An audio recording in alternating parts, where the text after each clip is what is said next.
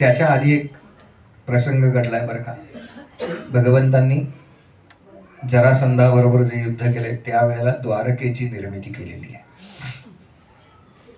द्वारकेची निर्मिती केली आणि आता भगवंत द्वारकेमध्ये राहतात. आणि माता चिंतेमध्ये आता कधी याचे दोनाचे चार होतील. त्याच्या आधी काही काळ बलराम दादांचा विवाह झालेला आहे. रैवत नावाचा राजा, त्याची कन्या रेवती हिच्याशी. आणि परीक्षितांना विचारलं, मग भगवान श्रीकृष्णांचा विवाह कसा झाला रुक्मिणी मातेबरोबर, ती कथा आम्हाला सांगा. आणि शुकदेव सांगायला सुरुवात करतात, राजा,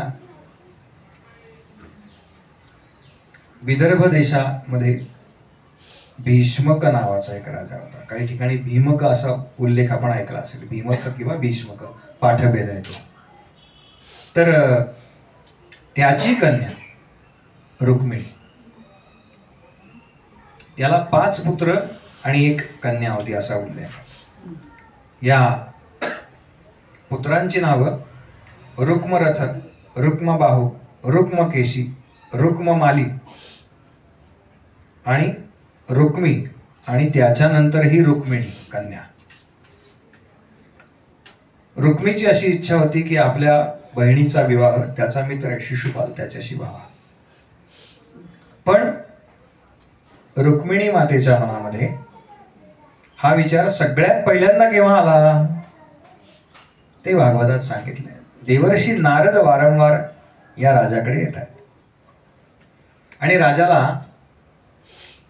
राजासमोर भगवंतांच्या श्रीकृष्णांच्या गुणांचं वर्णन करतायत बरं का, रूपाचं वर्णन करतायत, त्याच्या ताकदीचं वर्णन करतायत. काय ह्याने एक एक असुर मारले, काय हा दिसायला सुंदर आहे,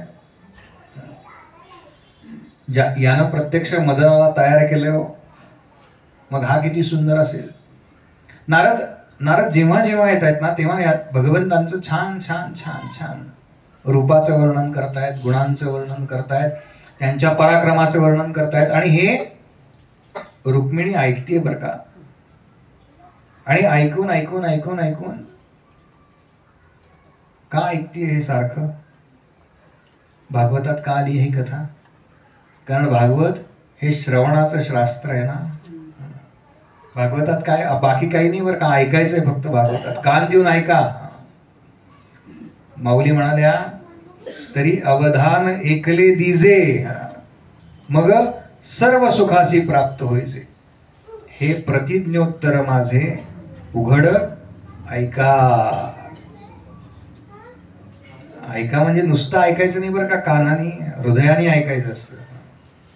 तर ते आहे. नाहीतर काय आपण 7 दिवस आपले 4 ते 7.5 टाइमपास, तसं ऐकायचं नाही. भागवत त्याच्याकरता नाहीच आहे. भागवत काहीतरी आपल्याला आतमध्ये कळण्याकरता आहे. ते दर्शन कुठे घडणार आहे, बाकी वेगळीकडे कुठे घडणार नाही, इथेच घडणार आहे बरं का. भागवतातच आपण इथून उठून घरात गेलो की पुन्हा संसारात आहोत. इथेच फक्त काय तो परमार्थामध्ये काही काळ आपण रममाण होतो. तिनं ऐकलं पण रुक्मीचा विरोध आहे बरं का. आणि रुक्मीनं तिचा विवाह शिशुपालाशी पक्का केला. तारीख ठरली, मुहूर्त ठरला, वेळ ठरली. तिच्या मनाविरुद्ध झालंय बरं का हे सगळं. तिला नाही पसंत तो रूप शिशुपाल. काय करूया या विचारात असताना तिला असं सुचलं की आपण श्रीकृष्णांना किमान कळवूया तरी. म्हणून तिनं छान पांढरा स्वच्छ कागद घेतला. त्याला सोनेरी रंगाची किनार आहे बरं का. सोनेरी रंगाची किनार आहे त्याला. ती दौत म्हणतात बरं का. ती शाईमध्ये बुडवायची असते, त्याला मोरपीस लावलेलं असतं बरं का. तिनं त्या मोरपिसाकडे पाहिलं आणि एकदम विचारात घडून गेली. तिला आठवलं, देवर्षी नारद सांगतात की श्रीकृष्ण त्यांच्या किरीटावरती असंच मोरपीस खोवतात. बस काही सुचेच नाव तिला. याला प्रेम म्हणतात बरं का, याला प्रेम म्हणतात. कित्येक काळ गेलाय तिला कळलं नाही बरं का. भानावर आली आणि म्हणाली कळवूया आता त्यांना. म्हणून ती दौत आणि काय तो बोरू आणि दौत, त्याचं मिलन झालं बरं का. आणि शब्द उमटले. पहिला शब्द आहे बरं का मातेनं लिहिलेला, श्रुत्वा, ऐकून. भागवत हे एवढ्या करता महत्वाचं आहे बरं का. सगळेजण सांगताय काय चाललंय ना ते नीट ऐका. आपण बऱ्याच वेळेला ना आपल्या शरीरावरची जी टोपणं असतात ना ती काढून ऐकत नाही बरं का. प्रत्येकाला वाटत असतं बरं का मी कोणीतरी आहे, मी डॉक्टर आहे, मी इंजिनियर आहे, मी BSc आहे, मी BCom आहे.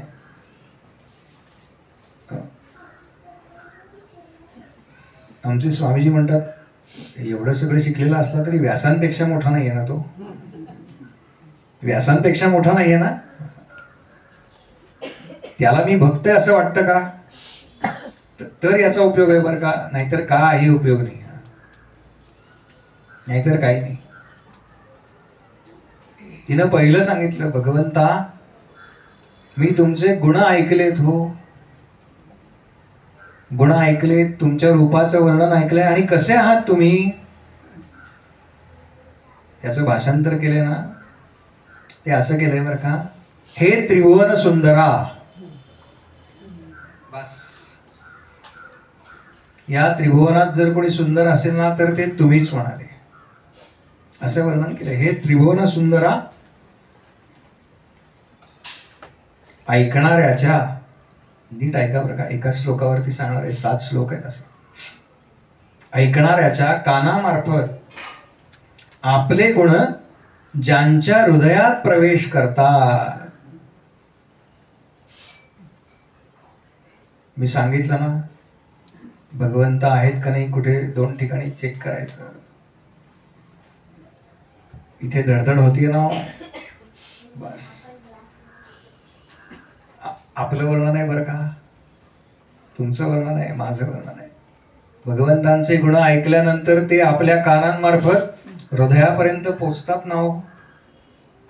ते हृदयापर्यंत पोचले ना की हृदय द्रवीभूत होतं बरं का, आणि डोळ्यामधून अश्रू येतात.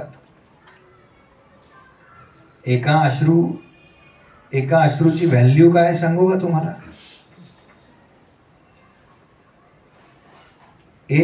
एक अश्रूचा थेंब 200 लिटर ना. डोळ्यातले 2 अश्रू 200 लिटर पाणी स्वच्छ करतं बरं का, पवित्र करतं. एवढी ताकद आहे अश्रूंमध्ये, एवढी ताकद आहे अश्रूंमध्ये. भगवंतांच्या मंदिरामध्ये जावं, त्यांची मूर्ती न्याहाळावी आणि घळघळ घळघळ घळघळ अश्रुपात व्हावा. याच्यापेक्षा सुख नाही बरं का काही, सुख नाही. अश्रुपातानं काय होतं, आपली चित्तशुद्धी होते. लक्षात घ्या, आपलं चित्त इतक्या गोष्टींमुळे मलिन झालेलं असतं ना. आणि ज्यांना कथेमध्ये, प्रवचनामध्ये, कीर्तनामध्ये अश्रुपात होत नाही त्यांनी लक्षात ठेवा आपलं चित्त फार मलिन आहे, फार मलिन आहे. उगाचच नाही होत बरं का अश्रुपात, उगाचच नाही होत. सुदामदेवांचं नाव घेतलं ना की ते सगळं उभं राहतं बरं का डोळ्यासमोर. त्यांनी ती कथा सांगितली ना आता, काय काय भगवंत कसे कसे उपयोगी पडतात तो. काल आपण नाथांचा प्रसंग पाहिला. नाथांच्या घरी भगवंतांनी पाणी वाहिले, जनाबाईंच्या बरोबर भगवंतांनी पीठ दळलंय हो, पीठ दळलंय. अजून काय भगवंतांनी करायला पाहिजे आपल्याकरता, काय करायला पाहिजे. हे सगळं तिनं ऐकलं बरं का, आणि पत्र लिहिलं कान्हाला. श्रुत्वा गुणान भुवन सुंदर शृणवतान ते. फक्त ऐकून तुमच्या रूपाबद्दल ऐकलंय, पराक्रमाबद्दल ऐकलंय, हे सगळं मी ऐकलंय बरं का. आणि ऐकून मी ठरवलंय बस, मला जर पती म्हणून कुणाचा स्वीकार करायचा असेल ना तर तो फक्त तुमचा आहे. बाकी इतर कोणालाही मी वरणार नाही. असं सगळं लिहिलं वर का पत्रामध्ये. भरपूर काय काय काय काय वर्णन केलंय. 7 श्लोक आहेत. आणि शेवटच्या श्लोकामध्ये तिनं भगवंतांना सांगितलं की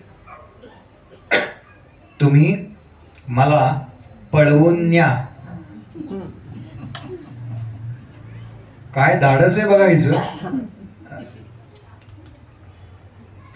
काय धाडस आहे. पत्रात थेट मला पळवून न्या असं म्हणाली. आणि कुठं न्या. हा, देवीच्या मंदिरातून.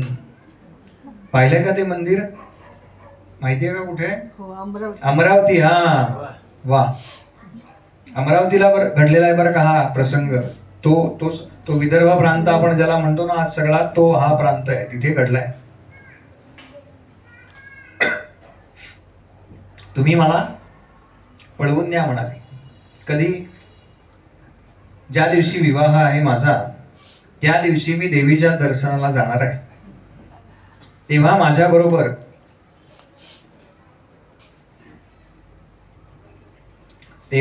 बरोबर जे रक्षक असतात त्या रक्षकांची संख्या एकदम कमी असेल म्हणाले. दासी अधिक असतील. कारण देवीच्या मंदिरात जायचंय, पूजा करायची, तेव्हा रक्षकांची फार आवश्यकता नाही. ते दूर असतील माझ्यापेक्षा. तेव्हा मला तुम्ही तिथून पळवून नेऊ शकता. थोडक्यात आजच्या भाषेत तिनं भगवंतांना लाईव्ह लोकेशन पाठवलेलं आहे. आपण पत्ता पाठवला की नाही की मी काय सांगतो इथे इथे बघायला यायचं. एक काम करा ना, तुमचं लाईव्ह लोकेशन शेअर करा. म्हणजे कळतंही आपण लाईव्ह आहोत आणि लोकेशनही खरं आहे. झालं ते एका ब्राह्मणाच्या हातात दिलं. सुदैव नावाचा ब्राह्मण आहे, नाव दिलंय त्याचं. त्याच्या हातात दिलं आणि त्याला सांगितलं द्वारकेत जायचं आणि द्वारकेचा जो राजा आहे श्रीकृष्ण त्याच्या हातात द्यायचं, बाकी कोणाच्या हातात द्यायचं नाही. हा आला द्वारकेमध्ये. म्हणाला मला श्रीकृष्णांना भेटायचंय. अंतःपुरात आला बरं का. श्रीकृष्णांनी वाचलं ते पत्र. म्हणाले वा काय सुंदर हस्ताक्षर आहे. जरा बरेच जण असे असतात बरं का, आपलं हस्ताक्षर आपल्यालाच वाचता येत नाही. असं नसावं बरं का, असं नसावं. एक जण गेला बरं का डॉक्टरांकडे. इथे कोणी वैद्यकीय व्यवसायात असेल तर क्षमा करा बरं का, मला टीका करायची नाहीये. डॉक्टरांकडे गेला आणि त्यांनी ते प्रिस्क्रिप्शन दिलं होतं ना आधी डॉक्टरांनी, ते दिलं बरं का डॉक्टरांना. परत डॉक्टरांना म्हणाला डॉक्टर अहो हे 3 नंबरची गोळी आहे ना ती काही कुठे मिळतच नाही हो. मी 8-10 मेडिकल स्टोअरमध्ये जाऊन आलो, काही मिळत नाहीये. डॉक्टरांनी पाहिलं बरं का ते प्रिस्क्रिप्शन, वाचलं असं. म्हणाले अहो ते काही मी गोळीचं नाव वगैरे लिहिलं नाहीये. ते पेन उठत नव्हतं ना तेव्हा ते असं वर खाली नाही का करत. हा तसं केलंय म्हणाले. म्हणजे त्याच्या वर काय लिहिलं हेही वाचता येत नव्हतं बरं का, पण तिसरी गोळी मिळतच नव्हती. असं नसावं बरं का. याच्याकरता आमचे समर्थ म्हणाले रोज काहीतरी लिहित जा बरं का. आणि म्हातारपणी हा फार चांगला व्यायाम आहे बरं का, बुद्धी शाबूत राहण्याकरता. बुद्धी शाबूत राहण्याकरता म्हणजे कळलं ना. हा काहीतरी लिहावं आणि मग काहीतरी लिहिण्यापेक्षा रामनाम लिहा. काहीतरी आपला एक नेम करा. काय फार नका करू, अगदी 108 वेळा नका लिहू. ज्यांना शक्य त्यांनी लिहा. काय किमान 13 वेळा 24 वेळा असं काहीतरी वाढवा. रोज एक वाढवा असं करा. वाटल्यास उद्यापासून सुरुवात करा. उद्या एकदाच लिहायचं बरं का. बस सोपं की नाही हो एकदम. मी सगळे सोपे उपाय सांगतो बरं का. फक्त रोज एक वाढवायचा त्याच्यामध्ये, परवा 2दा लिहायचं बस, बाकी काही नाही. वर्षाच्या शेवटी किती होईल. 365 वेळा लिहून येईल बरं का. म्हणजे लिहायचं बरं का शेवटच्या दिवशी.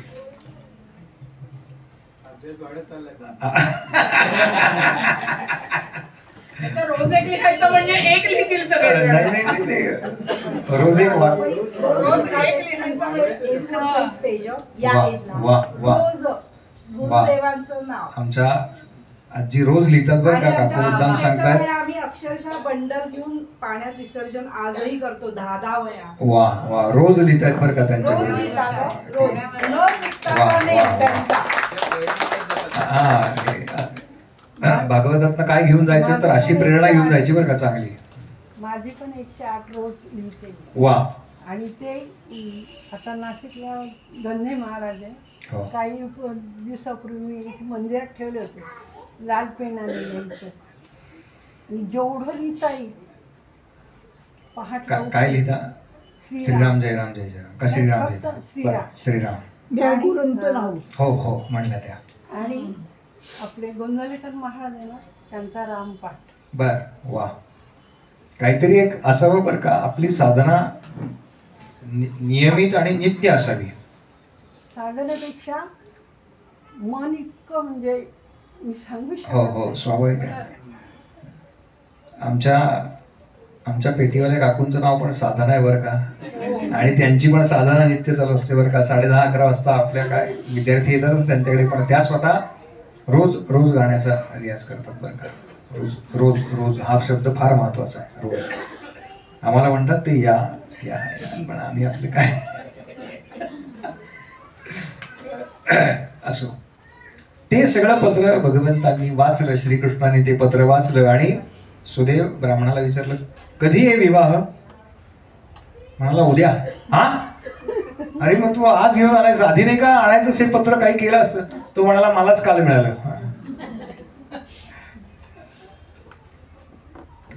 झालं बस म्हणाले रथात. दारोगाला सांगितलं रथात ओढायला. भगवंत स्वतः रथ चालवतात, सुदेवाला रथात उभं केलंय आणि रात्रीतनं रथ आलाय बरं का. दुसऱ्या दिवशी सकाळी हजर आहेत तिथे. विवाहाची तयारी चालली आहे बरं का. आणि सकाळी सकाळी बलराम दादा गेले श्रीकृष्णांना भेटायला. म्हणाले कान्हा कुठे?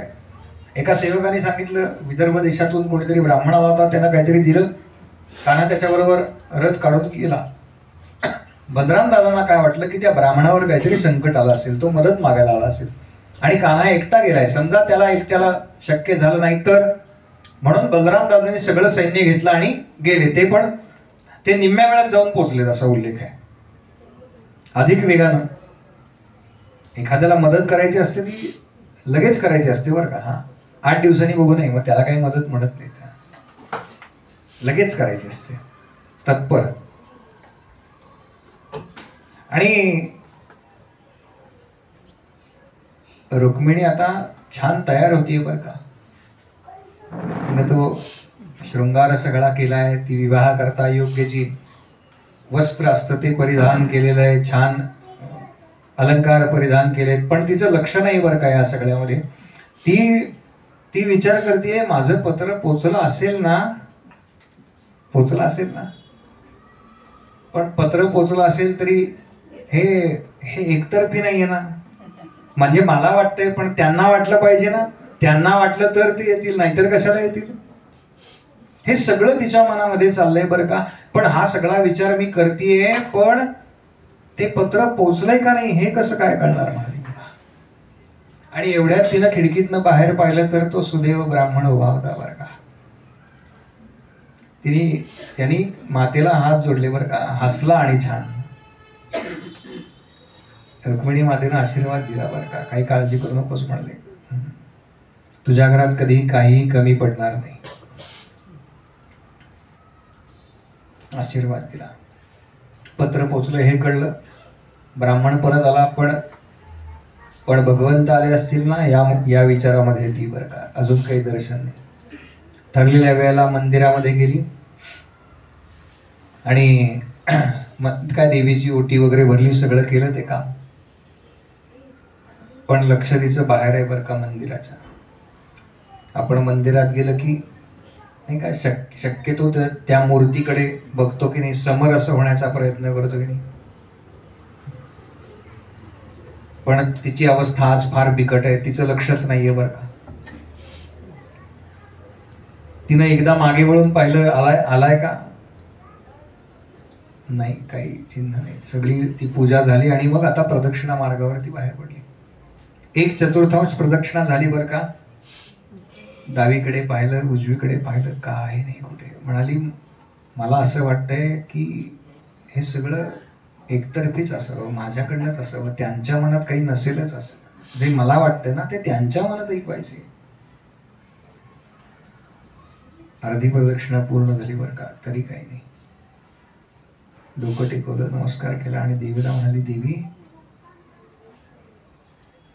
मी जेव्हा प्रदक्षिणा पूर्ण करेन ना तेव्हा मी तुला सांगते बरं का, तुझ्या चरणावरती मी मस्तक ठेवीन आणि त्याच ठिकाणी प्राणत्याग करेन. काय ताकद आहे बघा विचारांची.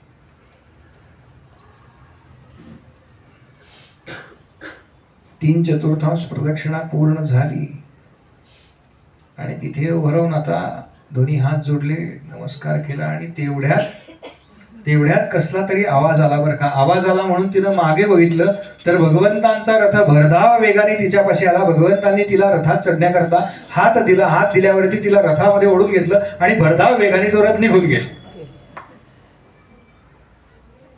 कुणाला कळलंच नाही काय झालं, फक्त कळलं की कोणाचा तरी रथ आला होता, त्या रथामध्ये रुक्मिणी बसली आणि निघून गेली. कोणाचा रथ असं चौकशी केली तेव्हा कळलं की हा रथ श्रीकृष्णांचा होता. रुक्मी तयारच होता, कारण त्याला कळलं होतं की श्रीकृष्ण आलाय आणि तो काहीतरी करणार, या विवाहामध्ये तो विघ्न आणणार. तेव्हा रुक्मीनं काय केलं, आपला रथ काढला आणि श्रीकृष्णांना गाठण्याचा प्रयत्न केला. पण ज्या दरवाजाने श्रीकृष्ण बाहेर पडले होते त्या दरवाजावरती बलराम दादा सगळं सैन्य घेऊन उभे होते. तिथे बलराम दादांच्या सैन्याची आणि ह्या रुक्मीची भेट झाली. तिथे त्यांचं छोटंसं युद्ध झालं. रुक्मीला सगळे बाहेर पडण्याचे मार्ग माहिती आहेत. तो दुसऱ्या दरवाजानं बाहेर गेला आणि त्यानं बरोबर श्रीकृष्णांचा रथ गाठला. आणि आता तो श्रीकृष्णांबरोबर युद्ध करायला तयार आहे. भगवंतांनी अगदी लिहिलंय बरं का, अगदीच म्हणजे किस झाडकी पत्ती. हा, इतक्या सहज त्याला हरवलंय बरं का त्या छोट्याशा लढाईमध्ये.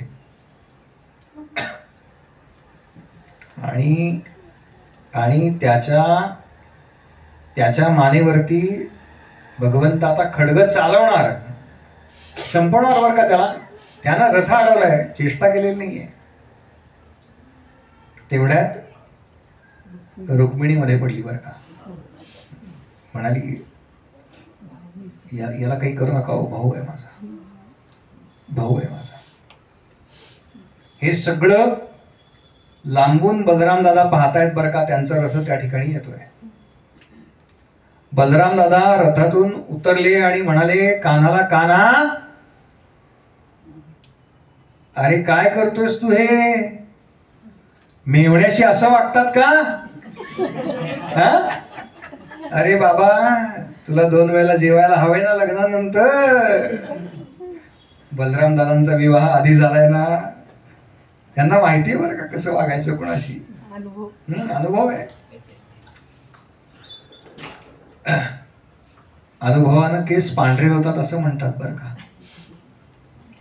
काहींचं कळतच नाही. पण मी म्हणलं का कळत नाही, यांना काही अनुभव नाही म्हणाले. सारखे जाऊन ते गोदरेज हेल्ड आहे.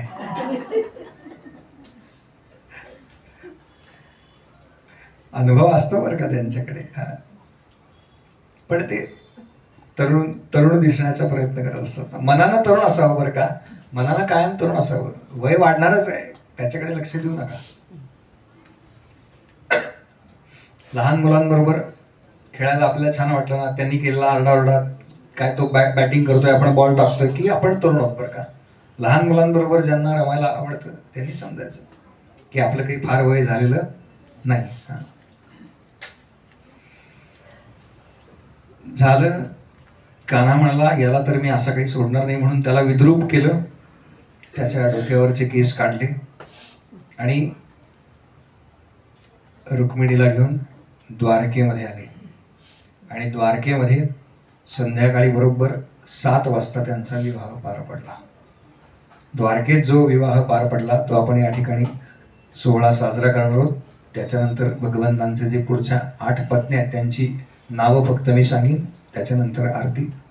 प्रसाद आणि मग आजचा कथाभाग संपेल. उद्या करताची महत्वाची सूचना. उद्या सकाळी बरोबर 10 वाजता कथा होणार आहे. उद्या कथा सकाळी होणार आहे 10 ते 12. त्याच्यामध्ये आपल्याला कथाभाग श्रवण करायचा आहे. अधिक श्रीमद भगवद्गीता 12वा अध्यायाचा पाठ करायचा आहे आणि त्याच्यानंतर विष्णू सहस्त्रनामाचा पाठ करायचा आहे. एवढा आपल्याला उद्या करायचं आहे. हां, त्याच्यामुळे कार्यक्रम म्हणजे ही जी वेळ आहे बाहेर फ्लेक्सवर छापलीच आहे 10 ते 12.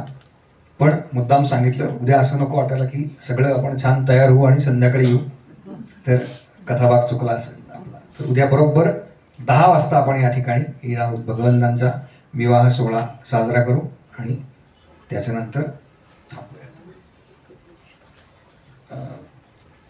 मंगलाष्टकं म्हणणार आहे कोणी तरी या बाजूला या.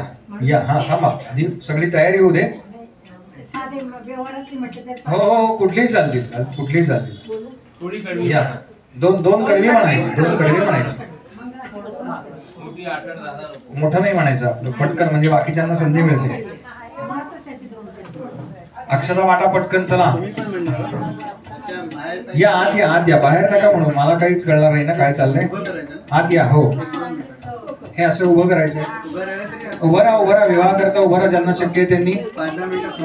तुम्ही बसा पाठीमागच्या, तुम्ही बसा. बाकीच्या उभं राहिल्यात तरी चालेल. अंतरपाठ करायचं आहे 2. या मामा या इकडे या.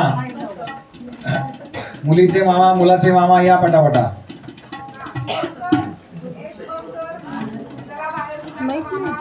मुलाचे मामा मुलीचे मामा. कॅमेरामन कुठे आहे, फोटोग्राफर कुठे आहे? ये लवकर. अक्षता वाटा पटकन, कोणती घ्या, बाहेर द्या अक्षता. करवली एक इकडे पाहिजे एक तिकडे पाहिजे. पंखा बंद करा, पंखा बंद करा.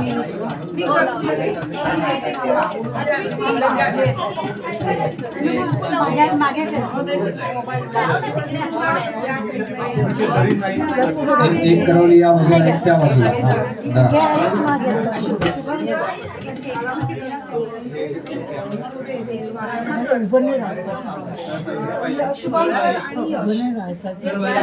टोपी घालून नाही त्या काकांना बोलवा ना, ते एवढे छान आले ना तयार होऊन.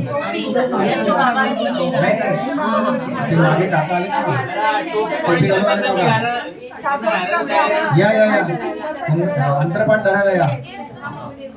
याला बहुतेक विरोध केला नाही. जपा घालून पाहत टोपीला गंध नाही लावले.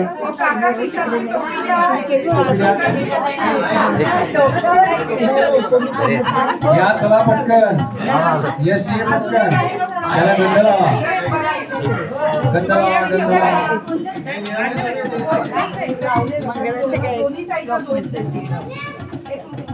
चला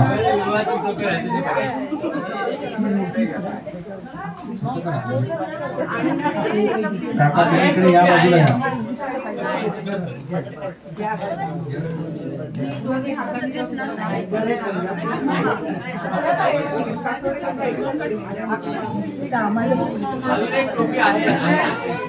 ही वाटी कुठे अक्षताची? या बाजूला ये. अक्षताची वाटी कुठे?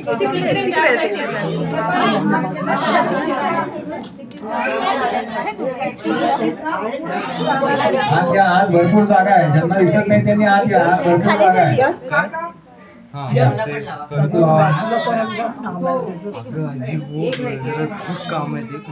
काय देऊ? अक्षरा वाटले का? अक्षरा मिळाले का? एक पटकन 2-3 ठिकाणी करा. हो या इकडे या बाजूला या. 2-3 ठिकाणी करा अक्षरा. 3-4 ठिकाणी करा अक्षरा. 2.8 झालंय त्याचा पिक्सेल. काय झालं? खूप झूम झालाय. मला तिकडे चाललंय. या पटकन या.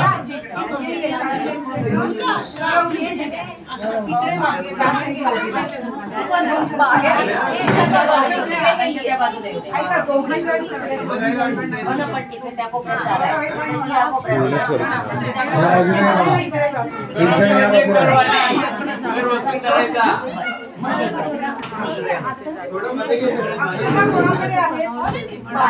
अक्षता मिळाल्या सगळ्यांना. अक्षताला आतमध्ये पास ऑन करा. 2-4 ठिकाणी करा त्या पटकन म्हणजे वाटतं येते. फ्रीजमध्ये सुद्धा काढून माणसं. दिलेलं आहे. फ्रीजमध्ये टाकली. कोणाला हवे? मला तर काहीच नाही मिळालं. हे घ्या.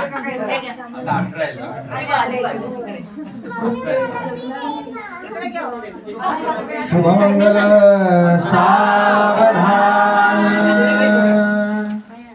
स्वस्ति श्री गणनायकं गजमुखं मोरेश्वरं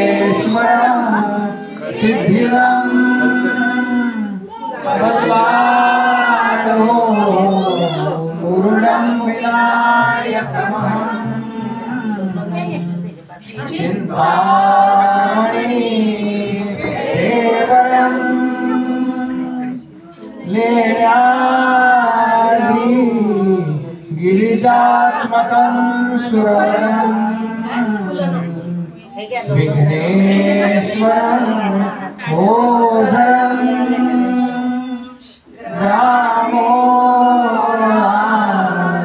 रामोऽञ्जनसंस्थितं गणपति भूया सदा मङ्गलं शुभमंगल सावधान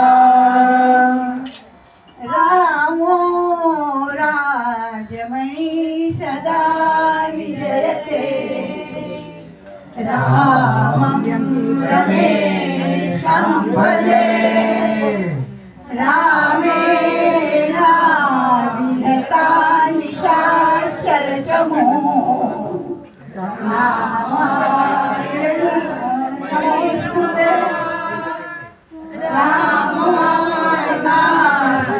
रामनामस्मरणं परतरम् रामस्य दासोऽस्म्यहम् रामे श्रीहरः सदा भवतु मे भूयावरामोत्तरं शुभमङ्गलं सावधान शुभकारिणी मधुवटी आनंद चोहीकडे वाद्ये मंगल वाजती बरसती स्नेहामृताचे सडे हे येथे गणगोत सर्व जमले द्याला शुभाशीर्वचा नांदा सौख्य भरे कृतार्थ बनवा संबंध हा प्रीतीचा शुभमंगल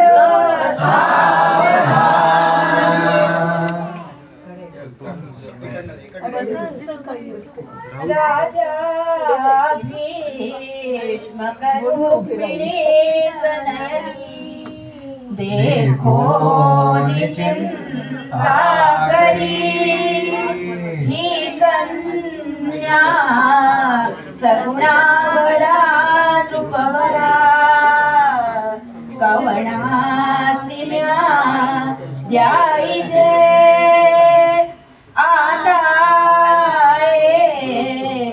विचार कृष्ण नवरा त्यासी समर्पू म्हणे रुक्मी पुत्र वडील त्यासी पुसणे कुर्यात सदा मंगलम सावधान म्हणणारे का अजून कोणी आहे? कोणी म्हणणारे? मागे कोणी म्हणणारे? मंगलाकृती जगी तो श्री गणाधीश्वर आशीर्वाद शुभ प्रसन्न हृदये देवो तुम्हा सत्वर प्रीती शक्ती जगातली विमलता ह्यांचा सुधा संगम स्नेहे नूतन ह्या पदार्पणी तुम्हा पुर्या सदा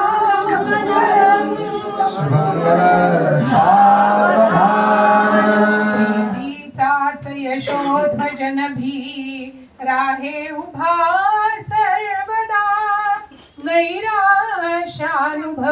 सुखोपगनिहा आलीनने स्तेजता प्रीती प्रेरित ह्या असंख्य हृदयी आशीर्वचांच्या सरी भाग्यश्री सुयशान्विता वधूवरा देतील भूमीवरी शुभ मंगल सावधान शुभ मंगल सावधान शुभ मंगल सावधान शुभ मंगल सावधान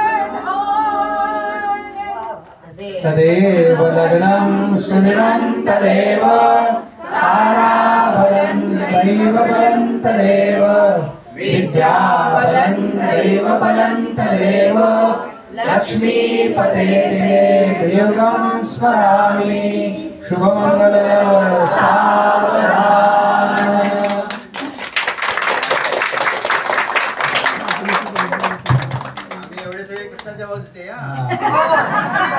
फटाके वाजवायचे का? गोपाल कृष्ण भगवान की जय, गोपाल कृष्ण भगवान की जय, गोपाल कृष्ण भगवान की जय। यश तू पण पुढे ये बा. कॅमेरा घेऊन पुढे.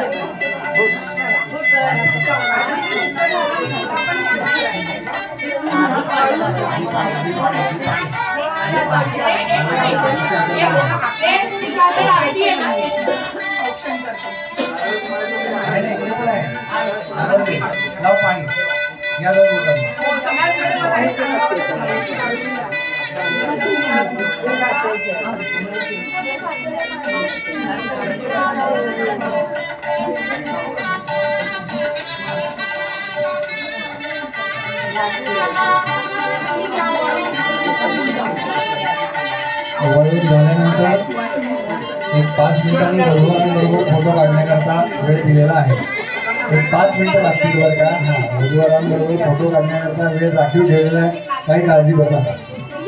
ते काही वस्त्र वगैरे बदलायला जाणार नाही. जेवण केल्याशिवाय तुम्ही जाऊ नये अशी मला सूचना सांगितली बरं का.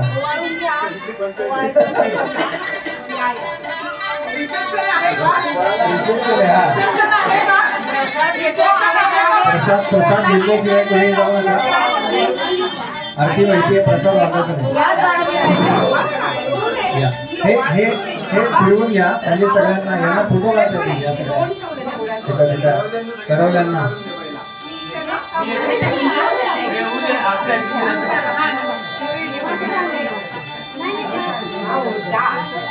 दोन्हीकडे व्हायला ठेवलं. बाकी काय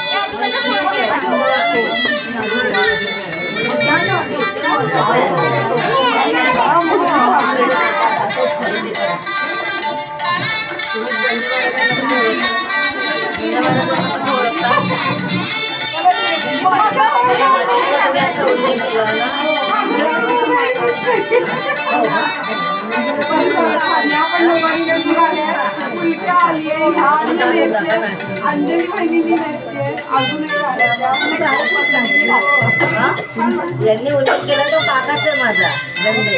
आता नाही हयात गेलं. हो आहे माझा आता तिथे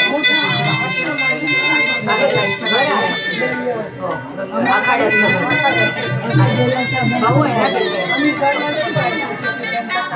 वासनवमी आणि रामनवमी.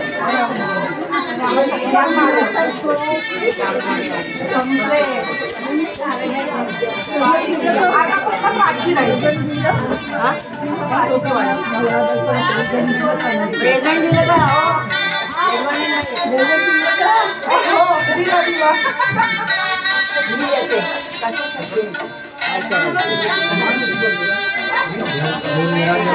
काही जणांनी ओळायला सुरुवात करा.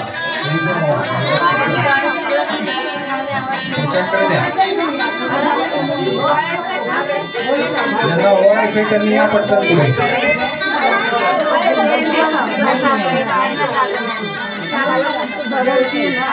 ज्या भगिनी वर्गाने ज्या नऊवारी नेसलेली आहे त्या सगळ्या भगिनी वर्गाचं अभिनंदन बरं का.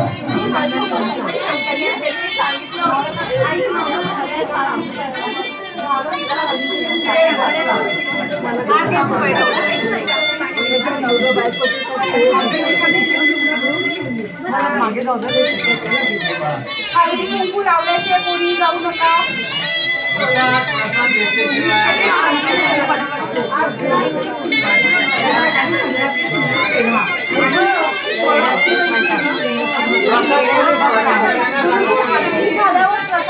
हो आरती झाल्यावर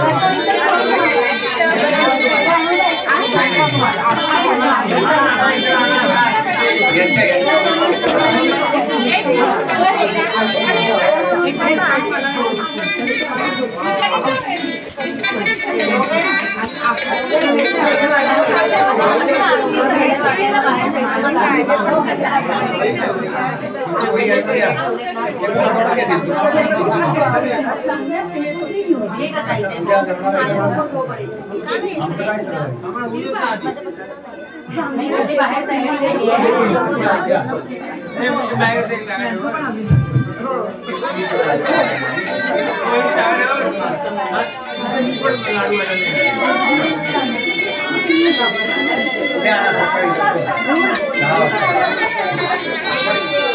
चला बसा आरती करायची हो हो अगदी अगदी बसा बसा या इकडे या परवल्या या दोन्ही तुम्ही काही डाव्या बाजूला या काही उजव्या बाजूला या यांचा एक फोटो काढा आमच्या सगळ्या छोट्या भगिनींचा ताई ये इकडे तू या बाजूला हा ठेवा तिथे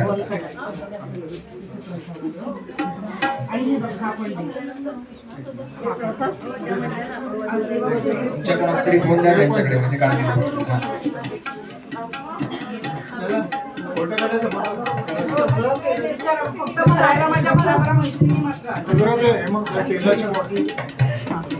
मुक्ता तेलाची बॉटल दे ना. आरती झाली दर्शन करायचं तुम्ही घेऊन आता आरती करतो नाही नाही नाही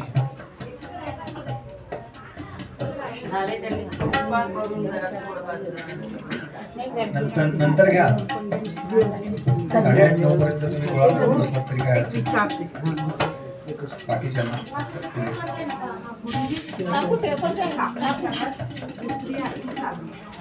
भागवताची करायची आज भागवताची वेगळे नाही भागवताची आरती करायची भागवतात नंतर तुम्ही वाटल्यास उद्या सकाळी करा वेगळी हे आज काही हलवायचं नाही आता अक्षता ज्या खाली पडल्या आहेत त्या झाडायच्या नाहीत कपड्यांनी गोळा करायचा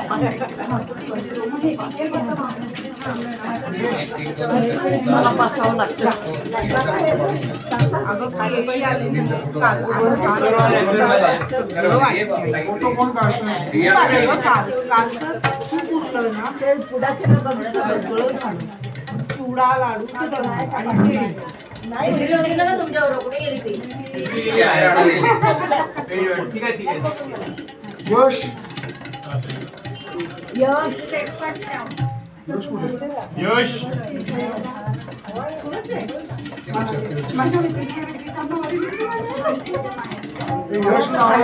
हो आलो आलो आलो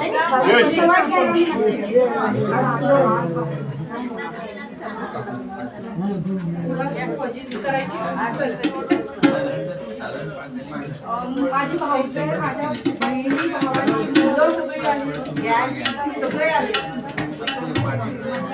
हा आणि मुलगा या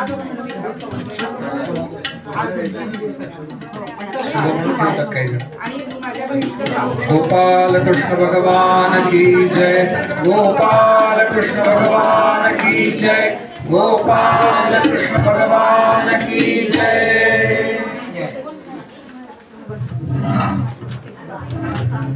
तुम्ही बसायचंच का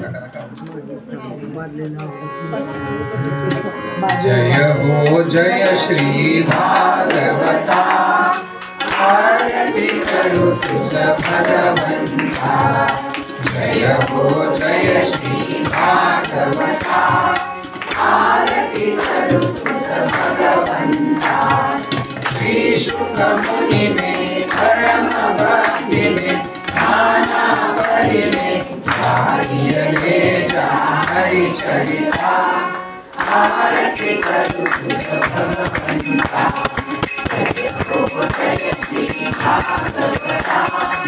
आरती करू तुझ भगवंता एक तुझे मधुर स्वर साधुर से शोभर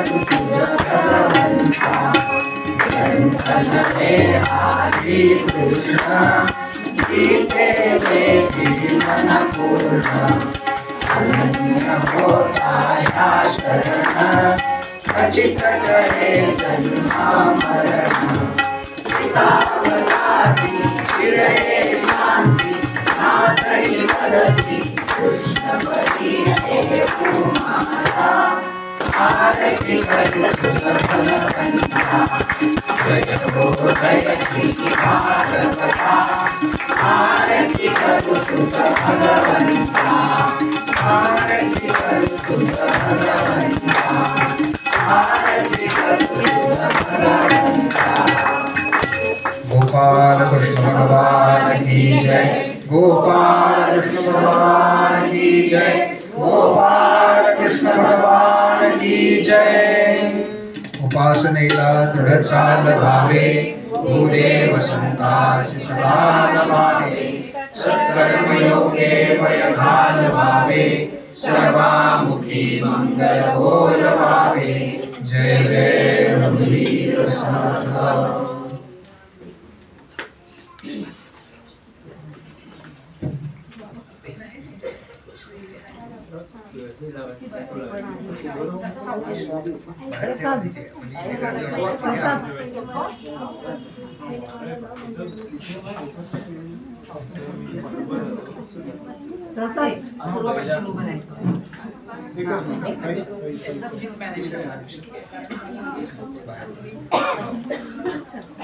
आरती घ्या, प्रसाद घ्या आणि मग जाऊ शकतो आपण।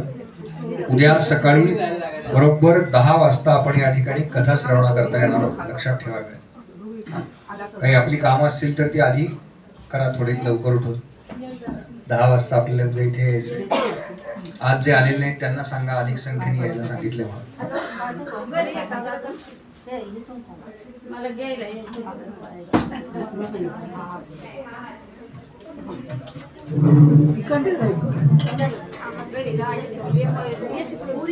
संयुक्ता बाहेर आहेस का?